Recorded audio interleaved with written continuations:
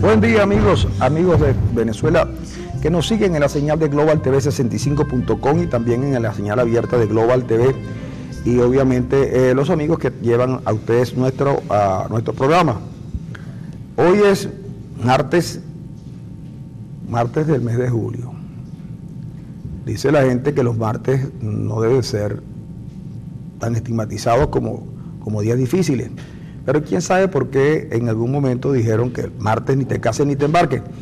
Pero los que se embarcaron fueron los venezolanos y no casualmente un martes, se embarcaron un domingo. Cuando decidieron cambiar lo que había, buscando mejorar y sin embargo a la luz de lo que vemos hoy, no mejoraron los venezolanos y si las cosas cambiaron nunca fueron para mejor, sino para peor. Hay una palabra que yo quería, que consultaba hace un rato con Arenas, que es la palabra fracaso. Qué difícil es reconocer cuando uno fracasa. Pero obviamente que los fracasos tienen que ver con los objetivos que uno se plantea. Y se puede hablar de fracaso total o fracaso parcial. Igual pasa con el éxito, depende de cómo lo mire uno y cómo lo pueda medir. Pero si nos atenemos a eso, el gobierno nacional debería reconocer que fracasaron en el empeño de cambiar Venezuela. Fracasaron en el empeño de generar una revolución socialista diferente a la que se habían generado antes. Era de suponer que un gobierno que plantea la revolución socialista humanista, participativa y protagónica, era de suponer que el primer elemento a considerar eran los derechos de los ciudadanos. Y nos dimos cuenta que al final el socialismo del siglo XXI no fue sino una mala copia de los socialismos anteriores, porque hasta presos políticos tiene. Presos políticos perseguidos y exiliados. Pero además, como todos los socialismos, acabaron con la economía. Como todos los socialismos, destruyeron la economía. Destruyeron todas las empresas, o casi todas. Acabaron con el sector privado, o con casi todo el sector privado. Acabaron con la agricultura. Y como si fuera poco, también nosotros tenemos esa suerte de inmigrantes que son los tachirenses, que tienen que ir a Colombia a buscar la comida y algunos repuestos para poder seguir sus vidas. El gobierno frente a esto no se sensibiliza, porque no reconoce fracaso. Y ayer la ministra de Relaciones Exteriores colombiana señalaba que ya estaba bueno de que los venezolanos fueran a comerse los alimentos en Colombia, el alimento de los colombianos. Cuando hasta hace poco tiempo atrás, el gobierno nacional y el regional sobre todo nos decían que se estaban llevando los alimentos para Colombia. Y después inventaron el aumento de la gasolina y la aumentaron la de 95 y dejaron la de 91 en un bolívar para seguir engordando a quienes ustedes ya saben. Yo de verdad que no podría definir claramente lo que es un fracaso, pero si algo puede ser considerado un fracaso es la gestión de 17 o 18 años del gobierno nacional, que no puede informar ni siquiera teniendo todo el aparato comunicacional que tienen de las cosas más elementales de la vida de los venezolanos. Dígale usted que si algo tiene en la vida es no ser un fracasado. Que tú estés imbuido del espíritu de la pobreza es otra cosa, pero fracasado nunca. Mira, yo creo una de los consejos que suelen dar algunos, es decir, para evitar, no tanto el fracaso, es decir, yo tengo una hipótesis de por qué se ha fracasado en mucho en este gobierno. Primero porque nos instaló tempranamente, desde el mismo inicio de este gobierno nos instalaron en el reino de la incertidumbre. Nada puede ser calculado, nada puede ser cuantificado, nada puede ser medido porque nadie sabe cuáles son los escenarios a futuros con cierta certeza para poder entonces ejercer un mínimo de gobierno en el futuro. Este gobierno, entre lo que planifica y los resultados, hay un abismo. Porque además, entre lo que planifica y la ejecución hay una distancia muy grande. Tú lo has dicho bien, nunca se logra lo que se ha planificado. Y nunca se logra por la incertidumbre reinante en el medio. Es decir, y por la distancia que hay entre lo que se planifica y lo que se ejecuta y los resultados. Usted puede escribir una novela, la puede editar, y los resultados, como la distancia entre lo que se planifica, lo que se ejecuta y los resultados que se tienen son muy grandes, entonces en la medida que la distancia sea más grande, en esa medida la incertidumbre será mayor. Este gobierno necesita achicar la distancia que hay entre lo que se planifica y lo que se ejecuta. Pero como no hay capacidad para eso, capacidad intelectual, capacidad administrativa, capacidad de gerencia, la distancia sigue siendo muy grande. Si ustedes ven, los productos banderas, se planifican unos productos banderas que nunca obtienen resultados positivos. Los cultivos organopónicos, se planifican los cultivos organopónicos y nunca se obtienen resultados que el gobierno ha planificado. Nada de lo que se ha planificado ha obtenido resultados positivos. El fracaso es el fracaso de un modelo en el que el tiempo no es una variable a considerar, porque se creen que van a estar en el poder todo el tiempo. Entonces, mira, el fracaso, más que de Hugo Chávez, más que de Nicolás Maduro, más que de Diosdado Cabello, que son los hombres emblemáticos de este rey, es del modelo que se implementó. Por eso que es necesario cambiar el modelo. Por eso que si el revocatorio se hace el año que viene, no tiene ninguna incidencia, porque el modelo continuará. Es necesario que el revocatorio se haga ahora, porque cambiando el presidente Maduro, hay elecciones y hay la posibilidad grande de cambiar el modelo socioeconómico, que es la única manera de que el país se salve. Es necesario un gobierno de salvación nacional que cambie el modelo y que nos arrumba por un camino, si bien no de éxito, por lo menos de seguir evitando el fracaso como política normal. Entonces, de ahí que es necesario, es fundamental que la gente piense que el cambio tiene que ser un cambio estructural, un cambio del modelo en su totalidad. Que se vaya Maduro no tiene ninguna importancia si el modelo continúa. El cambio que la gente demanda, que la gente exige, es un cambio del modelo. Si no se cambia el modelo, seguiremos trajinando en el fracaso, como norma, como principio, como regularidad social. No hay una cosa más dañina para un país que el fracaso se convierta en una regularidad social. Bueno, en este gobierno el fracaso es una regularidad social. Y es una regularidad social porque se implementó un modelo equívoco, un modelo que está hecho para otro país y para otra época, para otros tiempos. Pero para estos tiempos no. Porque lo que revela estos tiempos es que todos los paradigmas, y fundamentalmente el socialismo, no tienen ninguna vigencia hoy en día frente a la globalización, frente al nuevo clima de época, frente a las nuevas tecnologías, frente a las nuevas revoluciones que están planteando. Este es un gobierno conservador, que quiere mantener el status quo a cuesta de lo que sea. Pero está bien, yo pregunto, y yo estoy de acuerdo que los gobiernos se quieren quedar en el poder, nadie quiere irse, el poder es muy sabroso, el poder. Los que lo han disfrutado saben lo sabroso que es el poder. Ahora, pero de alguna manera tú tienes que hacer algo para que los que te van a mantener en el poder sientan que tú estás haciendo algo por ellos. Claro.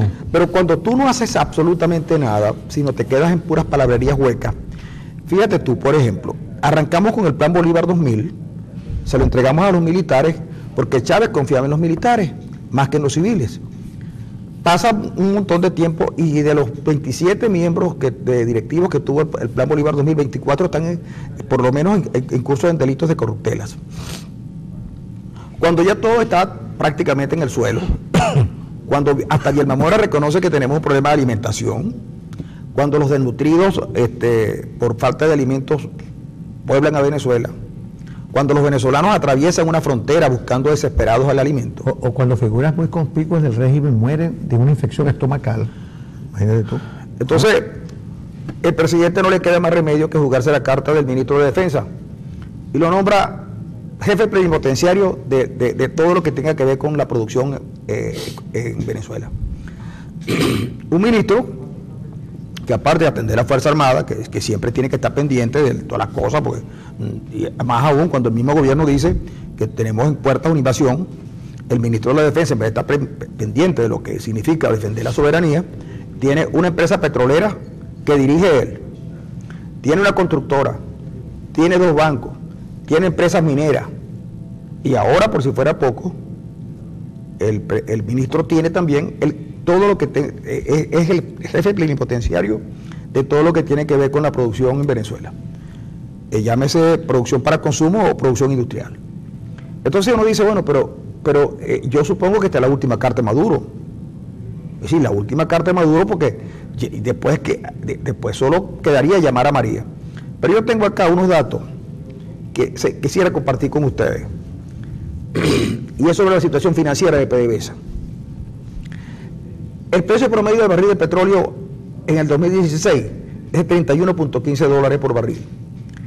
El precio estipulado en la ley de presupuesto 2016 por barril de petróleo es de $40, lo que quiere decir que hay un déficit de 8.85 por barril.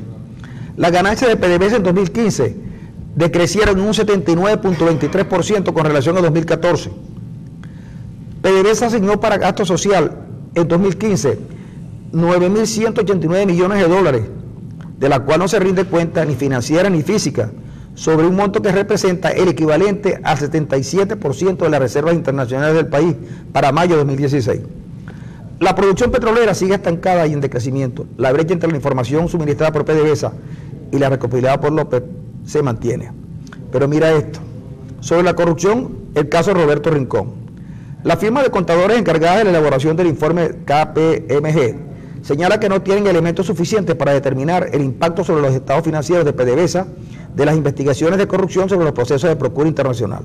Roberto Rincón, empresario venezolano, se declaró culpable por los cargos de soborno y corrupción en la asignación de contratos petroleros por parte de PDVSA. El empresario aseguró haber desembolsado 1.000 millones para la asignación de contratos para su empresa Tradequip. El empresario espera una posible sentencia de 13 años en un tribunal norteamericano, pero las autoridades venezolanas consideran un evento aislado y no ofrecen medidas, planes ni medidas para prevenir nuevos procesos de corrupción en PDVSA. ¿Tú crees que en cualquier otra parte del mundo? Mira, en España la corrupción le ha jugado una mala pasada al caballero Rajoy, que por cierto, hoy se anotó una buena victoria de la que vamos a hablar un poco más adelante. En Brasil, la señora Rousseff sale del gobierno por corrupta, y por corrupto su antecesor, el nunca bien amado y ponderado Lula. En Argentina, la cosa es peor, la corrupción. Y en casi todos estos países como Nicaragua, incluso el caso cubano, la corrupción es enorme. Pero por lo menos de vez en cuando hay un chivo expiatorio. En Venezuela, no. En Venezuela tienen preso a un tipo que fue gobernador de un estado, porque le entregó una camioneta vieja a un policía. El policía la arregló y luego la vendió. Ese es el delito que tiene. Pero ¿sabes lo que son chimbos expiatorios? No chivos expiatorios, son chimbos expiatorios. Rosales es un chimbo expiatorio. En cambio, hay un señor a quien llaman Andrade, más conocido por el discapacitado Andrade, porque ya no se puede usar esa palabra. El tuerto. No. El visco. El ojo vaciado. No, el discapacitado visual. Oye, el tipo se metió un rialero. Resulta que los propios compañeros de partido acusan a Barroso de haberse metido un billetaje cuando estaba en Cadivi. Y Barroso no solamente no está en el país, sino que no se sabe dónde está, disfrutando de sus millones. Hay un señor de apellido Isturiz que negociaba con Baribén, que tiene grandes negociados y propiedades en los Estados Unidos, para no hablar de los bolichicos. Y si seguimos metiendo el dedo, vamos a llegar a donde la gente quiere llegar. Porque en estos días, dice Aristóbulo Isturiz, ahora sí le vamos a poner la mano a los puertos. Oye, caballero, ¿y tú no tenías los puertos hace tiempo en tu poder? Pero tú lo dijiste, hermano, estás hablando como cubano. Y ahí está el detalle, como dice. Oye, caballero. Mira, es que la corrupción se hace régimen político. En Venezuela la corrupción es un régimen político que está instalado. Mira, la corrupción en Venezuela, y hay que decirlo, de verdad, está a punto, si ya no toca la puerta del despacho presidencial, está a punto de tocarla, o a lo mejor ya entró, pero como nosotros no sabemos lo que ocurre allí, a lo mejor está instalada en los sofás del despacho presidencial, porque la corrupción permeó toda la sociedad venezolana, pero ha permeado toda la sociedad latinoamericana, porque es verdad, en Argentina, Cristina Kirchner, sus hijos y todo lo demás están incursos en delitos de corrupción, bueno, de lesa patria, pues. A la hijita le acaban de encontrar en una caja chica casi 5 millones de dólares. Lula está en curso de corrupción, Dilma está en curso de corrupción, los nicaragüenses igual. Es decir, la corrupción se hizo régimen político en América Latina, especialmente en los países que abogaron por el bolivarianismo o por el chavismo. Eso es verdad. Pero también es cierto que la gran eficiencia comunicacional que estos regímenes han tenido han hecho que la corrupción se instale en toda la sociedad. Y la corrupción ha dejado de ser el problema vital para la gente en estas sociedades. Si tú haces una encuesta en Venezuela, la corrupción es el 5º, 6º, 7º, hasta el 10º puesto. Porque hay otros problemas más agobiantes para la población, como son la falta de alimentos, la falta de medicamentos y la inseguridad. La corrupción juega un papel casi subsidiario, secundario en estos países, porque todas las sociedades se hicieron cómplices del problema de la corrupción. Basta ver el bachaqueo. ¿Qué es el bachaqueo? El bachaqueo no es otra cosa que una derivación de la corrupción, en este caso masiva, porque una parte importante de la sociedad maneja esa cuestión. Entonces, ayer estaba aquí, ayer fue, sí, dijimos que el gobierno regional facilita la entrada de productos colombianos, pero con el dólar CIMADI, con el dólar a 10 bolívares, pero los productos los venden con precios exorbitantes. Pues bien, la corrupción se instaló definitivamente aquí y la corrupción es ya un régimen político. ¿Cuál es el último recurso que le queda? Lo dijiste bien, las Fuerzas Armadas, pero no las Fuerzas Armadas porque Padrino López es el jefe ahora de prácticamente el gobierno. El último recurso que le queda precisamente es la violencia desnuda, a escala ampliada. Y a eso yo sí le temo, porque las revoluciones y las dictaduras no tienen sentimientos. A la hora de ponerse en juego el poder, entonces despliegan a escala ampliada la violencia. Stalin desapareció todo el Partido Comunista Soviético. Mao desapareció prácticamente a medio país. El del Khmer Rouge. Pol Pot. Pol Pot desapareció también la mitad de Camboya. Bueno, y así. Las revoluciones y las dictaduras no tienen sentimientos. Despliegan toda su maquinaria de guerra y de violencia contra los pueblos que gobiernan. Esta no va a ser la excepción en caso de que el poder empiece a ser cuestionado y empiece a ser competido por sectores que ya lo es, porque obviamente el gobierno ha dejado de ser mayoría, el chavismo ha dejado de ser mayoría. El chavismo es una minoría que pretende que sus normas pasen a ser las mayoritarias. Ya no lo es. Por lo tanto, el último recurso que tiene es la implementación de una dictadura así nada más. Y ese es el temor que en lo particular yo tengo. Por eso es que es necesario que la gente se movilice. Lo que dice María Socialista hoy, con el cual no son los santos de mi devoción, es verdad. Si no hay activación de la gente, no hay referéndum, ni hoy, ni mañana, ni el año que viene, y tenemos que darle hasta el 2019, si no hay activación de la gente. La oposición por sí sola, María Socialista por sí sola, no van a activar nada, porque el control de los aparatos que deciden en última instancia lo tiene el Ejecutivo. Por eso es que es necesario que la gente se active, la gente se mueva, porque la gente no puede quedar inmovilizada por el miedo, porque de miedo también se muere la gente. No solamente salmonela, sino de miedo también se muere la gente. ¿Por qué dices tú de salmonela? ¿Acaso alguien ha muerto de salmonela? Sí, claro. El señor Aníbal Chávez, el señor hermano del ¿Tú crees que murió de salmonela, verdad? Bueno, eso es lo que dice su familia. Una infección bacterial. Bueno, es que pudiera ser en Venezuela se muere. Bueno, la mortalidad por salmonela es el 1 a 2% en adultos. En adultos. En adultos no, es del 1 al 2%. En adultos sanos se cura. Ahora no sabemos si el señor Aníbal Chávez estaba sano o tenía otras enfermedades. El caso es que toda la prensa, el parte médico dice que murió de una infección estomacal. Ahora, Eso puede ocurrir en cualquier parte, pero en Venezuela hoy ocurre con más frecuencia.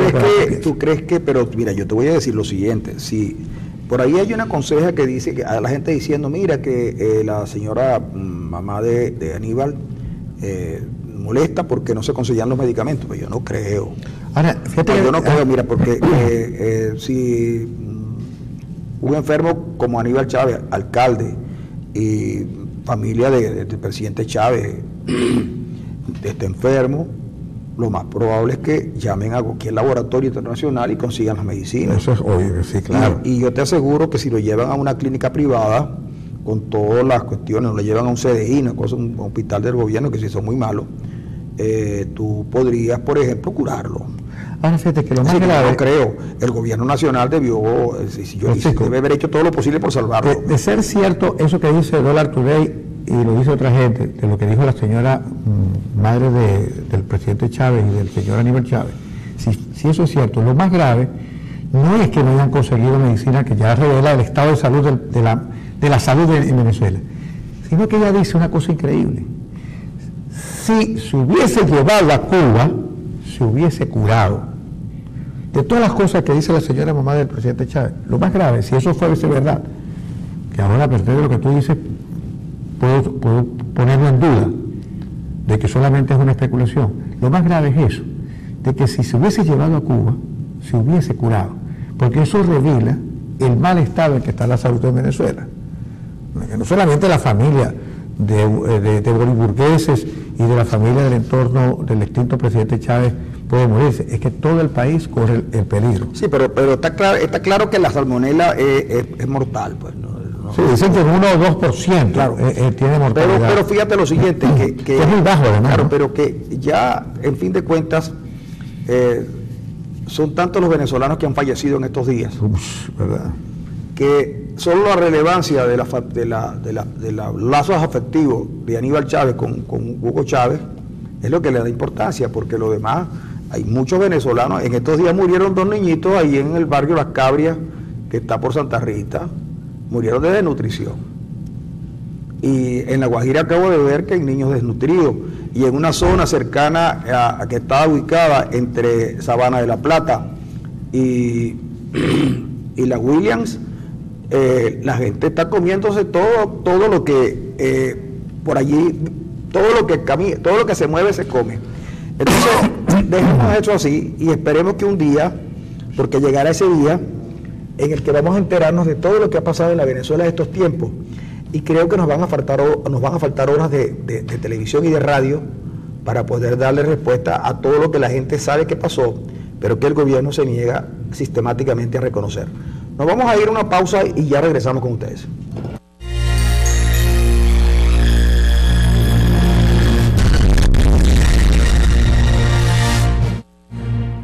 Los ojos más tristes de América lloran cada vez que oyen a este caballero cantar por aquello de que me negué a perderte. Oye, por cierto que quien se perdió en el juego fue Diosdado Cabello, quien decidió no seguir la querella que tenía contra el Washington Post. No, el Washington Post no, porque el Washington el Journal, sí, sí. Fue contra el Journal. Mira que Diosdado Cabello, me imagino que le dijo a sus abogados, desistan de esa demanda, y yo me pregunto, oye, los abogados en Estados Unidos deben cobrar menos que un profesor universitario en el Zulia, porque, caramba, un juicio que tuvo como 9 meses, esos abogados cobran por horas de trabajo, ¿no? Ay, pero finalmente retirarla al Wall Street Journal. Sí, pero el juez le dijo que el 7 de septiembre tenían que ir a una audiencia. Entonces, ¿y Dios será que le tuvo miedo al viaje por los aviones? No, sí, los aviones se han puesto peligrosos. No, porque eso fue una bravuconada. Pero dejó las de aquí. Sí, pero desde aquí a la sí, gente porque, de la claro, patilla. Al pobre, a Teodoro Pecolo tiene que ir toda la semana, chico, a un tribunal, como está Teodoro bastante maltrecho de salud. Pero bueno, Diosdado sabrá por qué lo hace. Los galleros son nobles. Los galleros son nobles y hombres de palabra. Pero bueno, dejemos eso así. Con nosotros se encuentra Carlos Alaimo. Carlos Alaimo es un hombre polifacético. Ha estado desde sus años muy mozos en la política, militante en su momento de la democracia cristiana universitaria. Luego decidió dedicarse a los negocios y lo ha hecho con éxito a raíz de lo que hemos podido observar. Hoy es propietario principal de un diario que seguramente es uno de los más prestigiosos diarios de Venezuela, muy bien dirigido, con un grupo de periodistas de primera línea. Y Carlos Jalaimo nunca ha ocultado su deseo de colaborar con la gestión pública.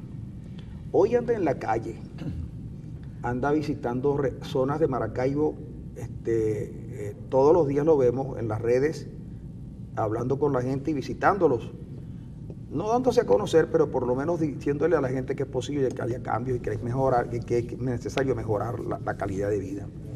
Carlos Jalaimo anda en campaña por la alcaldía de Maracaibo. Sí, eso es así. Pero más que eso, ando en campaña por una mejor Venezuela. Eso es lo primero que me llamó, mi primera motivación fue eso, contribuir a cambiar este modelo político social que tenemos, que nos está llevando a este nivel de mal en que todos los ciudadanos nos encontramos. Y dentro de esa realidad en la que estamos viviendo, en la que nos toca salir a los ciudadanos preparados, que nos olvidamos de la política, siendo tan importante la política, hoy en día tenemos que recuperar esos espacios. Y es por eso que buscamos una trinchera, y es la alcaldía de Maracaibo, para desde ahí poder empezar a cambiar nuestra ciudad. Maracaibo tiene toda la potencialidad para cambiar y debe cambiar. Maracaibo es una ciudad que fue una de las mejores ciudades de Latinoamérica y hoy en día da lástima, da tristeza visitar a nuestra ciudad. Y es por ello que estamos trabajando de la mano con los ciudadanos, con los mejores ciudadanos de esta ciudad, para poder hacer posible esa Maracaibo de los años que nosotros conocimos, de los años 60, de los años 70. Hay Carlos, una pieza publicitaria o promocional más que publicitaria, donde se manejan dos imágenes. Una es una imagen del norte de Maracaibo y otra es del oeste de Maracaibo. Y la nota decía, ¿por qué esta parte no puede ser como aquella? Y a mí realmente me llamó la atención y fue lo que me llevó a hacer un seguimiento de lo que vienes haciendo en la campaña por la alcaldía de Maracaibo. Ahora bien, desde un tiempo para acá, los partidos políticos que funcionan, que no son las maquinarias de antes, pero que siguen teniendo mucha importancia, deciden prácticamente quién va a regir los destinos de una comunidad. Tú estás consciente de que tu campaña no solamente está por sensibilizar a los sectores populares que pudieran acompañarte, sino también a los sectores políticos que podían en algún caso tener candidatos distintos a ti. Claro, lo tengo muy claro. Fíjate, esta ambigüedad, esta doble ciudad del Maracaibo Este y Maracaibo Oeste, yo la vi hace 20 años atrás. Fui el primer maravino en decir que había que crear el Maracaibo Oeste. Cuando yo lo dije por primera vez, no lo dije pensando en mi figura para la alcaldía de Maracaibo, no, para nada. Yo en ese momento estaba dedicado netamente a la actividad privada. Lo que quería era despertar el interés del sector político, del mundo político, para que vean que había una realidad y que Maracaibo, con casi 2 millones de habitantes y una geografía tan grande, Maracaibo es una ciudad-estado, una ciudad que tiene una densa población rural, semiurbana y urbana. Maracaibo es una ciudad grande, más que 2 alcaldías, Maracaibo pueden estar muy bien 4 alcaldías. Pero yo lo hice hace 20 años tratando bajo esa premisa de que los políticos se ocuparan de ese tema y que se dieran cuenta que había una población, un 70% de una población que estaba desatendida y que inclusive los recursos de la propia alcaldía no estaban llegando de manera equitativa a esa población. Y es por eso que hablo del Maracaibo Este, para esa necesidad. Hoy en día, nosotros sabemos que esta inquietud de contribuir con nuestro espacio, en la búsqueda de nuestro espacio para la alcaldía de Maracaibo, tenemos que obligatoriamente hacer sensibilizar a los partidos de que más allá de sus propios muros hay unos ciudadanos dispuestos a dar lo que podemos dar para contribuir al crecimiento de la ciudad, del Estado y del país. Sabemos que esa realidad de la mesa existe y es por eso que estamos trabajando con la mesa, para que la mesa entienda que tiene que ver, que hay una gran mayoría de los ciudadanos, no lo digo yo, todas las encuestas lo están diciendo, el 60% de los ciudadanos que votan por los candidatos de la mesa no tienen partido político. Acción Democrática tiene el 2.56% en 2.56, 2.80, no ha subido ni siquiera el 3% y tiene un presidente en la Asamblea Nacional, que por cierto lo está haciendo muy bien, que es Henry Ramos Alú. Pero estas son las cosas que están pasando. O sea, entre Voluntad Popular, Un Nuevo Tiempo, Primero Justicia y Acción Democrática, porque ya Copey lo liquidaron. Están sobre representados. Están sobre representados. Hay un 60% de los electores que queremos salir de este modelo. O sea, no queremos salir de Maduro, queremos salir de Maduro y de su modelo, porque es el modelo el que está dañando este país. Razón por la cual, para que haya una democratización de verdad, yo estoy planteando que lo que es bueno para el pavo es bueno para la pava. Si estamos buscando un revocatorio para Maduro, debe haber primaria para los candidatos que quieren aspirar a ser los representantes de la oposición. Y habiendo unas primarias, tú te anotarías allí. Claro, o sea, yo estoy buscando las primarias para pelear una primaria. Quiero tener el derecho como ciudadano. Y no corres el peligro de que las maquinarias, a pesar de tener el 2% apenas, o el 3 o el 5%, te resulta demasiado por un hombre que no tiene maquinaria electoral para defender sus votos, para hacer su trabajo. Mira, Ender, le voy a decir algo. Hoy en día, en equipo electoral, estamos posicionados como cualquier movimiento político de esto que te he nombrado. O sea, esta candidatura, esta propuesta, está siendo aceptada por muchos sectores que usted no tiene ni idea. O sea, no hay una localidad de una parroquia de Maracaibo donde yo no he recibido apoyo de esa dirigencia comunal que hoy en día quieren ver una propuesta nueva, una cara nueva, una visión distinta de manejar a Maracaibo. O sea, yo tengo... ¿Tú crees que la gestión de Evelyn Trejo frente a la alcaldía ha dejado que desear? Claro. ¿En qué aspecto, por ejemplo? Y ha podido ser mucho mejor. ¿En qué aspecto, más o menos? En primer lugar, no ha sido consecuente con la gente de la oposición. O sea, es una de las cosas que nosotros vamos a romper con nuestro modelo de acción política. No puede ser que los partidos lleguen a gobernar y la misma noche de las elecciones se olvidan de los factores políticos que lo aliaron. Entonces, el sectarismo... Dice que el Nuevo Tiempo ha gobernado sola la ciudad. Todo el tiempo. Lo que ha sido el chavismo para el país, lo ha sido un Nuevo Tiempo para la gobernación, cuando lo tuvo Manuel y Pablo Pérez, y desde la alcaldía con todos ellos, incluyendo la propia Evelyn. Con nosotros eso lo vamos a romper. ¿Qué te va a permitir eso? Ver dónde están los mejores ciudadanos en materia de servicios públicos, de agua, de vialidad, de transporte, planificación urbana. Entonces, es gerenciar la ciudad, administrar los recursos de la ciudad. ¿Gerenciaría la ciudad con criterio privado con criterio privado? Con esa experiencia que tengo de 30 años en la empresa privada, ¿verdad? Que ahí están los resultados. He manejado fútbol.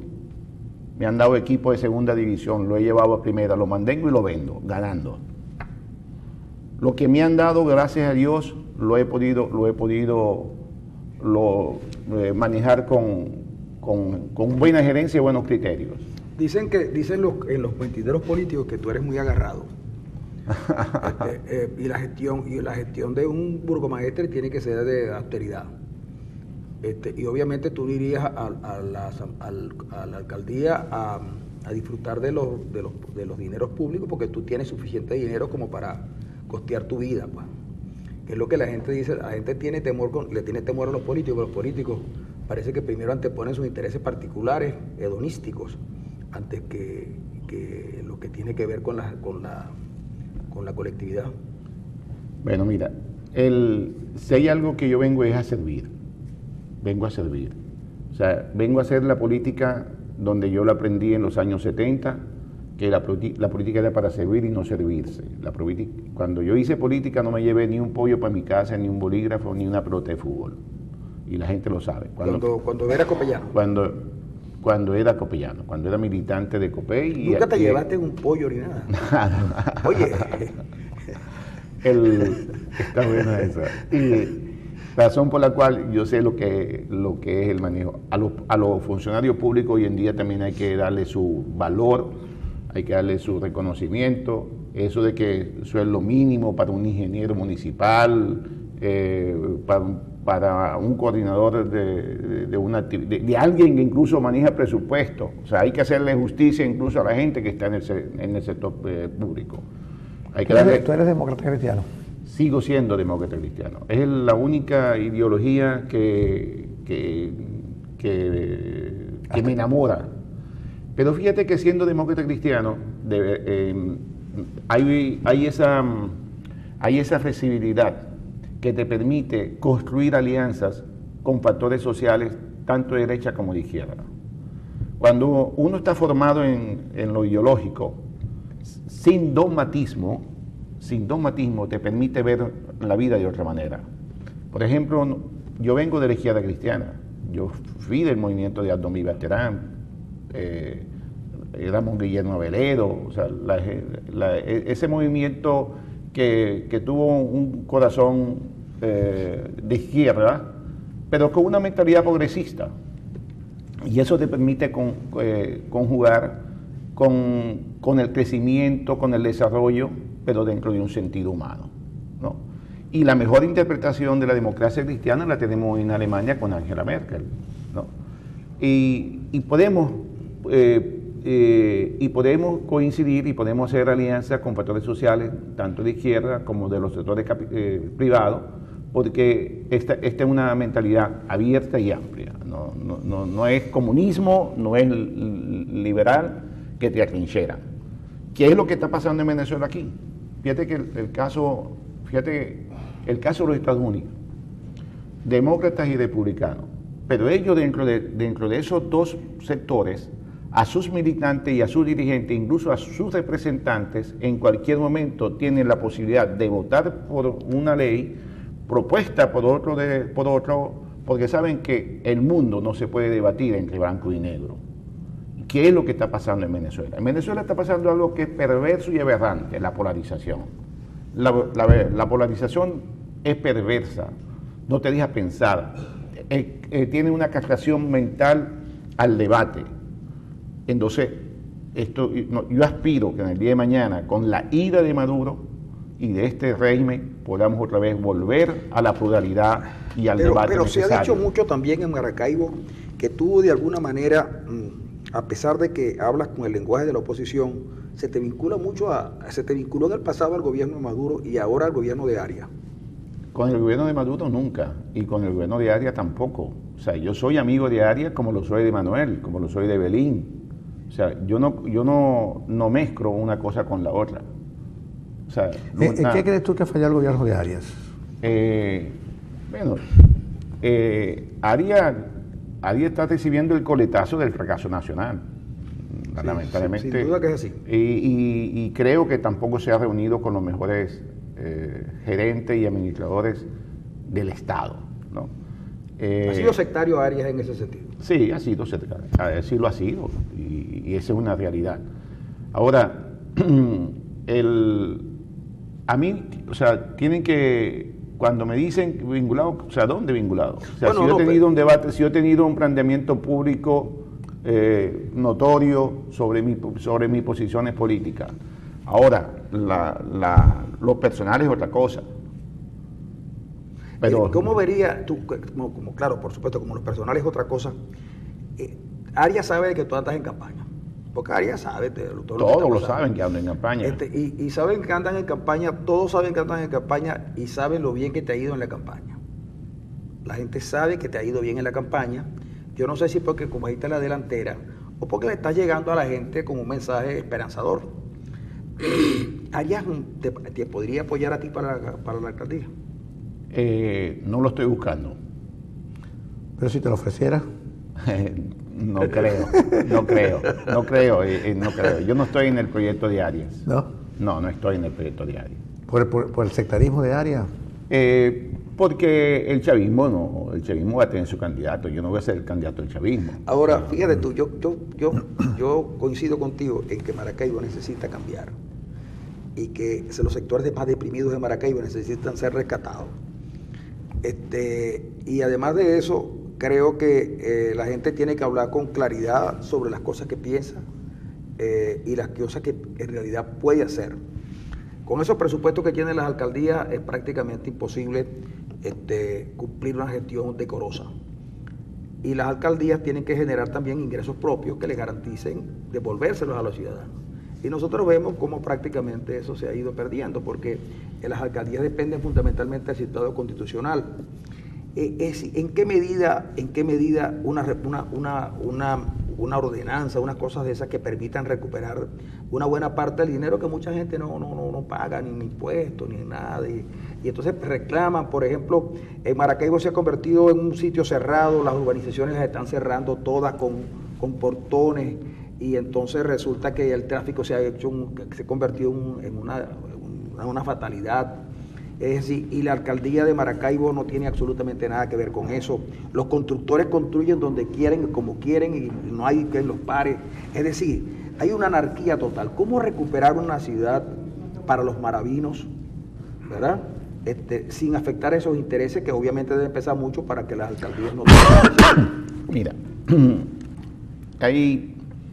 para responderte a esa pregunta tengo que empezar por esto. Tengo 48 años haciendo política.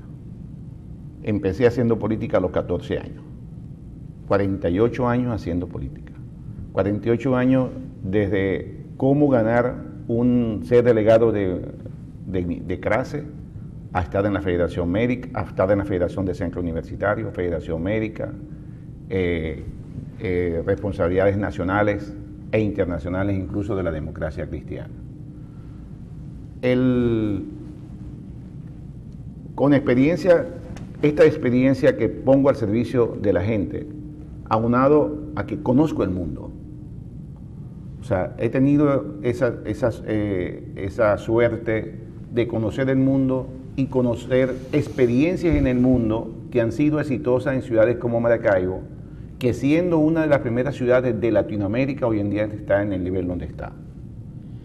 He visto cómo se han levantado ciudades como Guayaquil, Manaos, Medellín, Nueva York, antes de Giuliani. Yo me acuerdo que antes de Giuliani, yo estuve unos días antes de que llegara Giuliani a la alcaldía, yo dije, nunca más regresaré a esta ciudad. Giuliani limpió Nueva York y la cambió totalmente hasta el punto de que su nombre salió para la presidencia de la República. Maracaibo tiene toda una potencialidad para salir adelante. Más allá del presupuesto nacional, se necesitan, son políticas públicas que hagan posible que Maracaibo crezca. Yo añoro a esa Maracaibo que tenía 40.000 empleados en la zona industrial, a esa Maracaibo que tenía más de 200 aviones privados, que eso significa desarrollo, que tenía un aeropuerto donde de aquí salían vuelos para Nueva York directo, Houston directo y para Europa directo. Yo sueño a esa Maracaibo que fue donde se realizó el primer trasplante en el Hospital Universitario de Maracaibo y fue capital científica. Yo creo en eso. Por eso es que estoy dando y ofrezco mi nombre, porque tengo en los últimos 27, 28 años apoyando proyectos e iniciativas. Apoyé a Osvaldo, apoyé a Aria, apoyé a Manuel, a Pablo, volví a apoyar a Aria y a Evelyn simultáneamente. Pero hoy en día miro a los lados y no me siento representado por nadie. Porque una de las grandes fallas que hemos tenido en el país y en el Estado es que aquí no se ha formado una nueva generación política. Y es lo que yo le dije a la gente de mi generación. Tenemos que salir nosotros a dar esta última batalla y que la demos de la mano incluso de la juventud, que nos permite a nosotros enseñarle en los años que nos quedan, por lo menos un nuevo modelo de política donde la honestidad, la ética, la eficiencia tiene que estar por delante. Ese principio y esos valores los estamos rescatando en esto, y hoy en día les digo que tenemos más de 100 dirigentes universitarios, un cuadro político en la Universidad del Zulia, en la UNICA, en la URU y en URBE, enseñándoles valores y principios en la acción política. Ahora, esto es una ciudad, y es una ciudad múltiple, es decir, hay varias ciudades dentro de Maracaibo. O sea, no es una ciudad muy heterogénea, porque usted sabe perfectamente que en la Virginia vive gente probablemente de cierto sector importante y viven sectores muy deprimidos también. Ahí mismo al lado hay una... Los conocí la semana pasada. Esta es una ciudad muy heterogénea en ese sentido, pero hay varias ciudades al mismo tiempo. El oeste es una ciudad muy distinta. San Isidro totalmente diferente. Es otra ciudad. Pero además de eso, a nosotros se nos instaló en el reino del odio. Es decir, hay una parte de la ciudad que se alimenta de eso. Es decir, mira, el sicariato, los problemas que hay en las colas, es decir, de rencillas, de problemas. Es decir, nos hemos instalado en un escenario que es indeseable para todos. Es decir, ¿cómo hace una candidatura para reconciliar una ciudad que se molestó con ella misma? Es decir, que nosotros mismos decimos, alguien se los atraviesa, este es maracucho del carajo, decimos, nosotros mismos. Es una ciudad que se peleó consigo misma, una ciudad que se peleó con su propio espíritu. ¿Cómo hace una propuesta realmente para reconciliar esa cosa tan increíble que es hasta de crisis identitaria, ¿no? Que empezamos a no reconocernos en la propia ciudad, que para nosotros es el orgullo? Claro. ¿Me entiendes? Es una ciudad fea, le cayó un karma, le cayó una maldición gitana, le cayó. ¿Cómo hacemos para realmente recobrar otra vez? Cuando yo hablaba de la polarización, eso es parte del daño que hizo la polarización. O sea, nos dividió totalmente, ¿no? Los buenos y los malos, ¿no? Y con un odio que eso hay que rescatarlo. Yo creo que eso también, estoy convencido de que eso lo podemos y lo vamos a superar, también con políticas. La educación es un factor importante para ello. Los medios de comunicación van a jugar un papel importante en eso. La educación para el ciudadano, construir un concepto de ciudadanía, eso es una cosa obligante que nosotros tenemos que tener y lo tenemos que lograr. Bueno, vamos a ir a una pausa y ya seguimos con Carlos Alaimo porque tenemos muchas otras cosas que preguntarle, sobre todo una campaña por la alcaldía de Maracaibo que arrancó con bastante que la tiempo. Candidatura de Alaimo está sustentada sobre muchas verdades y muchos rumores también. Nos vamos a la pausa, amigos.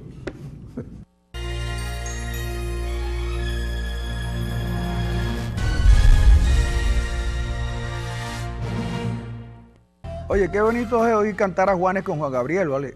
Igual que cuando Shakira se monta en la bicicleta con el Caballero Vives.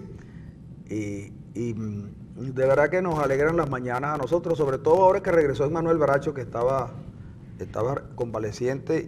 Reapareció Emmanuel y reapareció Juan Gabriel. Y reapareció Juan Gabriel, claro. No lo quería decir porque iba a dejar que la gente lo observara, porque uno de los grandes admiradores en Maracaibo de Juan Gabriel ha sido justamente el señor Manuel Baracho, y también de Juanes por aquello de la camisa negra. Bueno, hoy más que nunca, porque... Más que nunca, sí, y que quede constancia que Manuel vino vestido de negro hoy. Hoy vino vestido de negro, sí, con una capa, es el látigo negro. Sí. Porque los martes son días muy importantes en este estudio. Me dicen que él le van a pagar cuando algún llega, para allá vamos todos. La mitad del Montepío. En este estudio, los martes hay mucha gente contenta. Sobre todo uno que llaman el pulpo. Aquí la gente aquí la gente tiene calendario para todo. Nosotros tenemos un amigo que viene contento, que le tocan los lunes y los jueves. Bueno, ok, sigamos con Carlos Alaimo, porque Alaimo no se tiene que enterar de las interioridades de este programa y de su equipo de producción. Hay un detalle. Fíjate, Francisco, los empresarios en el mundo han empezado a tener éxito en la política y han llegado a ser presidentes. Tenemos el caso de Macri, que también tenía un equipo de fútbol. Que tenía un equipo de Boca Juniors. Boca muy, muy distinto al Maracaibo Fútbol Club, al Zulia. Al Zulia Fútbol Club. Pero de verdad que han tenido éxito porque la propuesta que presentan es administrar lo público con un criterio diferente, que probablemente la gente asume que lo público está vinculado a la corrupción como régimen, mientras que lo privado adecenta un poco la cuestión. ¿Tú crees que ese sería tu caso también? Es decir, claro, hacer exitoso la lógica privada administrando una ciudad tan complicada como Maracaibo. Claro, totalmente. Y ese va a ser el ingrediente de la eficiencia del dinero. O sea, saber administrar los recursos adecuadamente desde la propia nómina. 18.000 empleados tiene la Corporación de Maracaibo. 18.000 empleados tiene la Corporación de Maracaibo. No es mucho. Creo que sí, pero esa es la realidad y eso es lo que está ahí, ¿no? Ahora tenemos, mira, el principal patrimonio de la ciudad es sin lugar a dudas el lago. Un lago que se nos pudre y que es un enorme pozo séptico. Si tú al frente de la alcaldía, ¿qué harías realmente? Es decir, obviamente es una pregunta difícil, porque depende de los recursos que proporciona el Estado, depende de organizaciones que cuando fueron creadas los riesgos que tenía el lago no eran tan grandes como los de hoy. El ICLAN hoy en día no solamente está cerrado, sino que su propia propuesta para salvar el lago quedó totalmente invalidada por el grave problema del lago de Maracaibo. Sí, pero ¿qué haría un regente de la ciudad, un gerente de la ciudad para resolver el problema de su principal activo, que es el lago de Maracaibo? El lago de Maracaibo es un patrimonio del Zulia y de Maracaibo como tal. La competencia municipal con el lago son limitadas. El problema del saneamiento del lago de Maracaibo es un problema de Estado. Claro. El alcalde tiene la obligación de hacer un grito de guerra, un llamado desde la presidencia de la República para abajo. Y cumplir con la competencia municipal, pero a su vez exhortar, ponerse al frente de la ciudad para exigirle al gobernador, a los ministerios, a la empresa y a las propias empresas, que cada quien tiene que hacer de lo suyo. Y hacer cumplir incluso con algunas políticas que hacen falta para ello. Durante unos días, en versión final, estamos sacando unas informaciones bien interesantes de Luis Soto Luzardo, que para mí es uno de los mejores especialistas en esta materia. Es un técnico, un profesional más allá de partido, un técnico que sabe muy bien, conoce su área. O sea, sobre el lago se sabe lo que hay que hacer. Hace falta recursos y voluntad para ello. Pero después que nosotros tengamos el lago bonito, como lo dice la música y la prosa, de esas tantas que se le ha dedicado al lago, después tenemos que conservarlo. Y no tan solo hay que conservarlo, sino vivir del lago. No podemos estar de espaldas al lago. Y esa vereda del lago es absurdo que la tengamos solamente en menos de 1 kilómetro. La vereda del lago tiene que estar desde la bandera de San Francisco hasta Isla de Toa, hasta Isla Dorada. O sea, todo eso tiene que ser una vía de acceso al lago. Y convertir el lago en unas posibilidades donde tengamos marinas y marinas buenas. O sea, hacer del lago una vida de turismo, de negocio, y se puede y se debe hacer. Todo eso está contemplado. Para eso hacen falta políticas. Y gerentes. Pero eso en 10 años nosotros lo podemos ver.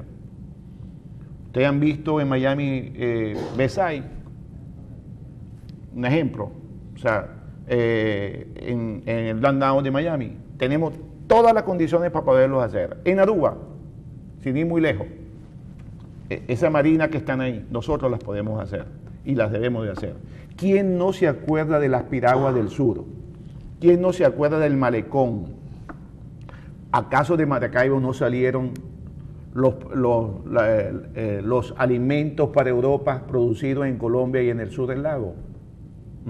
Por ahí hay un cortometraje de las piraguas del sur. Yo lo invito a que lo vean. Lo que significó el lago de Maracaibo. En el lago de Maracaibo llegaron cruceros cruceros y eso también lo hemos perdido. ¿Qué significa cuando llega un crucero? Que 2.500 visitantes durante un día te van a dejar mínimo $20 cada uno. Y tenemos una ciudad preciosa para poderle enseñar lo que es Santa Lucía, lo que es el centro de Maracaibo, pero hay que hacerlo bonito. Fíjense todas las cosas que podemos y debemos de hacer. ¿Y por qué no son ¿por qué crees utopías? tú que no se han hecho esas cosas si son tan obvias? Porque nos olvidamos de la política. Nos convertimos la política en chiquitico y en las cosas pequeñas y descuidamos lo grande, descuidamos Ahora, lo más. por ejemplo, fíjate tú, en Maracaibo hay esa avenida Libertador, que es una avenida amplia que atraviesa, bueno, está en toda la parte, digamos, más urbana de Maracaibo, y sin embargo es una de las zonas más feas del Zulia, ¿no? Todos los mercados, uno va a un mercado, el de Mérida, es una belleza, chico. Margarita. El mercado de Mérida es una belleza. Margarita. Todos los mercados, el de donde vive Francisco, correcto. Pero uno va al mercado, ayer yo fui al mercado de Santa Rosalía, y hasta un feo, chico, un desagüe de aguas negras ahí de la carnicería, detrás de la carnicería. Claro, es que Maracaibo hay que volverlo a hacer. O sea, ustedes creen que la culpa es del bubonero. La culpa no es del bubonero. La culpa es de un Estado, de un país que se olvidó de ciudadanos en crearles empleos eficientes y buenos. La gente tiene derecho a buscar su pan y se pone frente a una acera pública a tratar de... No, y más ahora que es una estrategia de sobrevivencia. Entonces hemos creado buhoneros, hemos creado... ¿Ustedes creen que la vida de un taxista, 12 horas debajo viajando en un mal taxi, en un mal vehículo, ante el sol inclemente y sin aire acondicionado, eso es vida?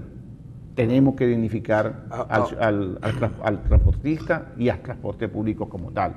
O sea, todas estas cosas son de un dirigente, de un líder de una ciudad y de un Estado que tienen que ocuparse de esto, ¿no? Y nos hemos descuidado, hemos abandonado al ciudadano, hemos olvidado a la gente, ¿eh? Entre peleas, entre estas distancias, hemos hablado mucho de política y poco de gestión pública, de gestión humana. Para que entremos un poco también a eso que llaman la política nacional, la elección de la alcaldía no es este año que viene, sino el año que viene arriba, el 18. O son en el 17. Perdón, sí. Yo pensé que todavía estaba en el 15, que con este gobierno uno no sabe en qué siglo está. ¿En qué año está? Pero son el año que viene. Obviamente que el que sale adelante, dicen que el que madruga siempre coge agua clara, siempre que haya agua, ¿no? Porque cuando no hay agua no se puede coger nada ni claro. Bueno, por lo menos ya se fue Freddy Rodríguez. Bueno, pero fíjate lo siguiente, Maracaibo también hubo un trabajo muy acertado de versión final sobre el problema de la oscuridad en las calles de Maracaibo. Uno sabe que la competencia de las calles está en manos de Corpelec, es decir, gobierno nacional, y que los alcaldes poco pueden hacer. El problema de la basura, a pesar de que ha mejorado en los últimos tiempos, sigue siendo un dolor de cabeza, porque hay zonas que están verdaderamente calamitosas. Y digo yo, una campaña que tiene que arrancar atacando la gestión actual, porque no se puede hacer otra cosa, porque el referente es ese, no los que puedan venir, sino ese referente. ¿Cómo haría Carlos Alaimo, que se define como un hombre de oposición, para llevar adelante una campaña por mucho tiempo, porque arrancas ahora y terminarás en el 17, si es que antes de la primaria o después de la primaria? Digo, ¿cómo vas a hacer, por ejemplo, para no caer en esa situación de enfrentar a la alcaldía, tanto por generar una nueva imagen como por sacar a alguien del camino? Te lo digo porque en la elección pasada, Juan Pablo Guanipa, que es un candidato que tenía condiciones y tiene condiciones para ser alcalde, él se dedicó fundamentalmente a atacar personalmente a Evelyn. Y yo creo que ahí estuvo una de sus fallas. En vez de ir a la gestión, y más que de gestión, proponer, él pretendió descalificar a Evelyn, llamándola ama de casa y cosas de esas, como que eso pesara mucho. ¿Cómo vas a hacer tú, que ya con esta experiencia, para proponer para hacer tu propuesta y no enredarte en una pelea cruenta con unos tipos que al final tendrán que apoyarte si tú eres el candidato? Bueno, en primer lugar, no estamos a destiempo. O sea, los temas de la ciudad son tan grandes, son tan graves, que ameritan un proceso de debate sobre ello. O sea, el debate electoral son 90 días, pero antes del debate electoral yo tengo que salir a ver con quién voy a hacer gestión, y para eso tengo que buscar este inventariado humano que hay en la ciudad para que me acompañe en esta gestión, porque no solamente llegar, es saber con quién llegar y qué vamos a hacer después dentro de una visión compartida y una dirección colegiada. Tú mismo me diste la respuesta. Yo no estoy atacando a Evelyn, yo no estoy atacando su gestión como tal. No, simplemente que ella tiene un estilo, tú tienes unas limitaciones, con sus limitaciones y sus alcances llegó a una gestión. Yo estoy proponiendo otro modelo de gestión para la ciudad, en lo político, en lo gerencial, en la visión de la ciudad, que son tres cosas totalmente diferentes. Entonces, razón por la cual yo no vengo sobre esta gestión buscar mi propuesta, no. Yo estoy haciendo una nueva propuesta para un nuevo Maracaibo y una mejor Maracaibo. Yo creo, no sé si quedamos claros en este sentido. Sí, yo creo que la propuesta tuya es bastante racional, de verdad, frente a muchas irracionalidades que nos han gobernado. Es decir, uno encuentra irracionalidades en algunas políticas que se implementan, tanto a nivel nacional como para la propia ciudad. Ahora, ¿cómo hacer para combatir a los grandes electores en una elección primaria? Por ejemplo, ¿cómo combatir desde tu propuesta decisiones que se toman no en la calle, no con los electores en vivo, sino que se toman en otras partes y que a veces deciden, tienen un peso tan significativo que deciden, y a veces se eligen no a los mejores, sino a gente que no tiene proyecto ni tiene idea de lo que es la ciudad, ni tiene un concepto de ciudad? Mira, en primer lugar, yo aspiro a que haya primaria. O sea, mi mayor temor es que no haya primaria. No, todo el mundo está de acuerdo en que haya primaria. Pero ese es mi mayor temor, si no hay primaria. Si hay primaria, voy a ganar. ¿Sí? Voy a ganar. Voy a ganar por varias razones. Primero, porque estamos aglutinando a ese 60-70% de ciudadanos que no están militando en ningún partido. Esos ciudadanos que no están militando en ningún partido es porque esos partidos o sus dirigentes no tuvieron la suficiente motivación para enamorarlos. Y por eso que están ahí, están en stand-by, están esperando. Estos ciudadanos no están esperando una propuesta electoral partidista. Están esperando a alguien que más allá de una tarjeta partidista, está buscando a un ciudadano, al candidato, a un proyecto personal que tenga una propuesta. O sea, yo puedo representar y quiero representar a ese 70% de ciudadanos que no tienen partido. Pero si hay una primaria, y también en la vida, en mi vida política, lo he sabido organizar. He tenido experiencia política, cómo organizar a los independientes y a los factores sociales que han estado más allá de los partidos políticos. Pero fíjate lo siguiente, en una elección primaria, esa gente, ese 70% generalmente no participa. ¿Tienen una estructura partidista o organizativa que garantice que la gente va a ir a participar, a votar en la primaria? Sí, claro que sí. Mira, Francisco, tenemos este movimiento hoy en día. En las 363 centros de votación tenemos representantes. Tenemos representantes en las 18 parroquias. O sea, tenemos representantes en las 1560. Hoy a la luz de hoy, no tienes un partido. Hoy, 19 de julio del 2016, tenemos partidos, tenemos factores sociales. O sea, yo tengo partidos nacionales que han llegado de Caracas acá a decirme, tú eres nuestro candidato. Partidos nacionales. Tengo factores sociales de gente que han hecho vida política acá, que me han acompañado. O sea, estas giras que yo estoy haciendo en las comunidades, en las barriadas maravinas, no, son producto precisamente de esos dirigentes comunales que de una u otra manera han estado con voluntad popular, Primero Justicia, Un Nuevo Tiempo, descontentos incluso de esa maquinaria. Yo estoy sumando incluso maquinaria, dirigentes de esas maquinarias que están aquí. Bueno, fíjate que nos acabas de sacar a alguien de la pata del colibrí. Sí. Que era mío, además. Y nos acaba de no, pero no para la gobernación, no para la gobernación.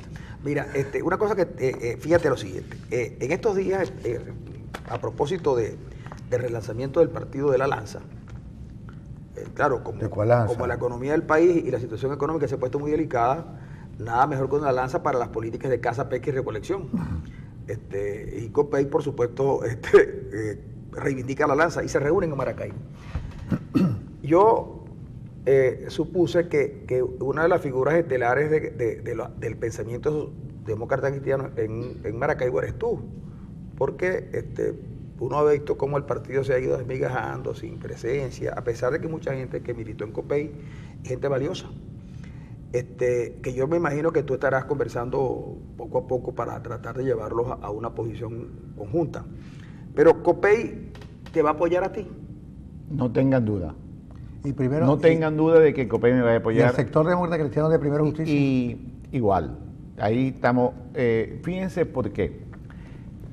En esta ciudad, en este estado, COPEI llegó a tener 300.000 votos. 300.000 votos. Esa votación de esos ciudadanos que alguna vez votó por COPEI, sabe quién es Carlos Alaimo. O sea, yo tengo toda una vida al servicio de la gente. O sea, no hay un ciudadano, no hay un amigo, no hay un copellano que me haya llegado y se haya ido sin una respuesta adecuada. Yo te voy a decir lo siguiente. Yo sé de tu trayectoria política. Y los dos COPEI, el COPEI de Roberto Enríquez y el COPEI oficialmente, los dos COPEI, te digo que en mí ven una agradable simpatía. Yo tengo muchos amigos en COPEI y voy a citar unos 4 o 5 para que me digas qué tal están con. Advierto que tengo muchos amigos en COPEI y voy a citar 4 porque son los que tengo más a la memoria. Por ejemplo, un copellano notable en Maracaibo por su conocimiento científico y académico es Alfredo Rincón. Otro, Julio Portillo, un historiador de primera, un hombre que no necesita presentación. Otro de ellos es Jorge Sánchez Meleán. Recojo esos 3 nombres porque son amigos de siempre y a quienes aprecio profundamente. También a Guillermo Lugo Sarcos, dirigente de COPEI en su tiempo. Esa gente, ¿cómo ve la candidatura de Alaimo? Bueno, los tres primeros muy bien. Los 3 primeros muy bien. Guillermo Lugo hay que preguntárselo a él. Se lo preguntaremos a Guillermo Se Lugo. lo pueden preguntar a él. Yo no respondo. Pero los tres primeros saben quién es Carlos Alaimo y inclusive... ¿Te acompañaría? No tengo duda. En estos días vamos a tratar de rememorar tiempos idos y vamos a invitar a Guillermo Lugo Sarcos a este programa y también a unos dirigentes de la época de Acción Democrática para ver cómo es que ellos ven desde fuera lo que está ocurriendo hoy. Ahora, Alaimo, ¿tú crees que va a haber revocatorio? Debe de haberlo. Es la única vía de escape saludable que el país tiene. No, es necesario, para la salud política nacional es obligante. La población necesita... ¿Tú crees que el gobierno lo entendería finalmente así? Tiene que entenderlo. Que pondría los intereses del país por encima de sus intereses. Tiene que entenderlo porque la gente de una u otra manera, los conatos, o sea, es la única manera que podamos evitar una implosión social en este país. Que haya un revocatorio, que la gente diga qué es lo que quiere y que se exprese. Y el chavismo acepte que eso como una realidad. ¿Y tú crees que si hay un revocatorio, Maduro pierde el revocatorio? Claro.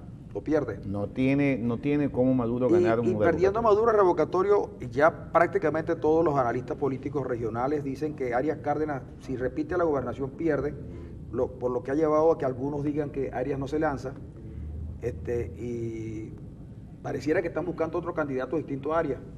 Arias también va a pagar las consecuencias de la mala gestión nacional y de su propia gestión, que no ha sido una gestión buena. Arias no terminó la Lara Zulia y Arias ha perdido tiempo con el problema de la seguridad. Se comentan cosas alrededor de su entorno más cercano. Uno de ellos hace poco renunció a la actividad política con el gobernador. En fin, Arias no cubrió las expectativas que muchos zulianos tuvieron con él. Yo lo que pregunto es lo siguiente: en ese sentido, ¿no te verías tú perjudicado de alguna manera? ¿Por qué? No entiendo por qué. Porque a pesar de lo que se dice, y a pesar de lo que tú has dejado muy claro, yo quiero que quede más claro todavía, cuando uno le pregunté, decía, no, es que Alaimo está vinculado a Arias, y tú lo has dejado claro acá. Pero como hablamos de revocatorio y que Maduro pierde y pierde Arias, la pregunta es, ¿una derrota de Arias no te afectaría? Para nada. Para nada. Para nada. Bueno, son obviamente una cosa independiente de otra, ¿no? Son situaciones totalmente distintas. O sea, Arias va a recibir el coletazo de este chavismo. Ahora, el gran elector en el Zulia es Rosales, es el gran elector. Bueno, es el gran elector, no. Rosales ya, a lo mejor fue un momento gran elector. Este estado ya no tiene gran elector. Ya eso es una realidad, esa pasó. Y ahí están las encuestas. Ya el tiempo de Rosales pasó. Aquí tiene que venir A mí la gente me dice, ¿por qué no te lanzas a la gobernación del estado? No toques ese tema, hermano. Bueno, pero te lo digo. La gente me dice, ¿por qué no te lanzas a la gobernación del estado? Porque ante este vacío que hay. Tienes que responderle lo siguiente: no me lanzo a la gobernación del estado porque ahí el candidato es Ender Arena. Después de lo que tú has hablado, si las elecciones se hacen conjuntas, yo te llevo mi fórmula. Bueno. Oye, mira esto, sin que nos lo hubieran propuesto, Arenas acaba de darle su apoyo al Alaimo. ¿Ah? Muchas gracias. Increíble, chicos. Mira, Arenas, sin que nos lo hubiéramos propuesto y no pensábamos terminar así. Ender Arenas le acaba de dar su apoyo al Alaimo porque... Y sin acuerdo oculto, fue público. Sin acuerdo y sin reparto de cargos. Oye, qué bueno esta conversación hoy con Carlos Alaimo, con quien hemos podido determinar algunos aspectos importantes de la posibilidad de Maracaibo, también su posición política y obviamente lo que ya seguramente va a ser lo que se va a comentar más en el Estado Zulia hoy, que acaba de lograr para tu campaña una de las figuras más importantes de los medios de comunicación en el Zulia, el doctor Ender Arena, que además es profesor universitario y columnista. Resucitado. Columnista de Versión Final y de muchos portales de noticias como Verdades y Rumores, y también Bien Dateado y Noticias 24. Y en Sal y Pimienta es el único sitio donde no salen las declaraciones de Ender Arena. El único que habla ahí es Ronald. Lo tiene vetado el director. Carlos, fue un placer haber conversado contigo. Ya sabes que esta es una campaña larga. Como es larga, tienes las puertas abiertas, no solamente para ti, sino para la gente que te acompaña en la campaña. Y nosotros vamos a seguir pendientes de ti vía las redes, porque efectivamente hemos notado que has comenzado una campaña con buen pie. Y la opinión generalizada de muchos que quieren que Maracaibo sea otra, es que tú pudieras ser una buena opción. Gracias. Bueno, amigos, dejamos esto para mañana. Y ya sabemos que vamos a invitar al doctor Lugo Zarco, porque hay que preguntarle a Guillermo. Guillermo viene. Ese gran amigo de verdad de Copey, de los tiempos de cuando Copey era Copey. Era el Copey de la lanza. Amigos, nos despedimos por ahora y nos vemos mañana.